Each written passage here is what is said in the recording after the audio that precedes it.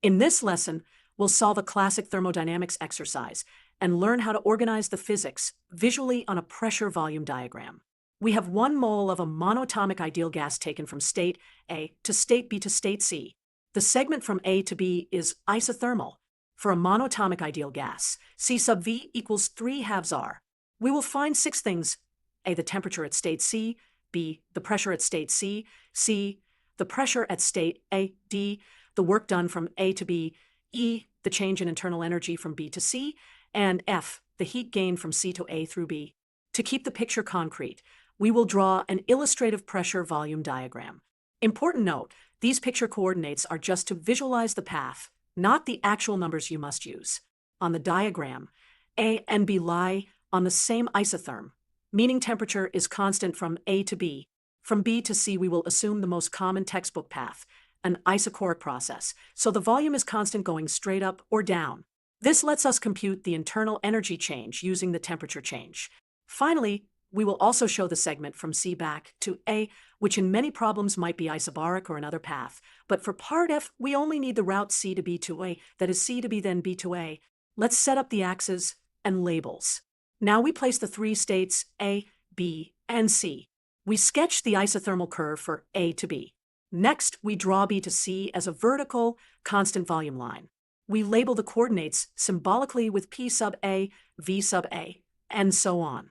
The backbone equations are the ideal gas law, PV equals N RT, the isothermal work, W equals N RT natural log of V final over V initial, and the internal energy change for any ideal gas step, delta U equals NC sub V times delta T. We will use these to write clean expressions for each requested quantity. Part A, the temperature at state C. From the ideal gas law, T sub C equals P sub C times V sub C divided by NR.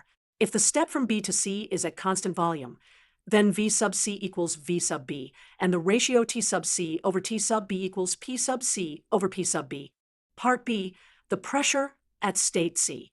Again, by the ideal gas law, P sub C equals N RT sub C divided by V sub C.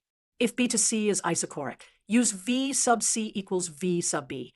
Part C, the pressure at state A. Along A to B isothermal, temperature is constant, so P sub A V sub A equals P sub B V sub B. Therefore, P sub A equals P sub B times V sub B over V sub A. We will also highlight the A to B curve on the diagram.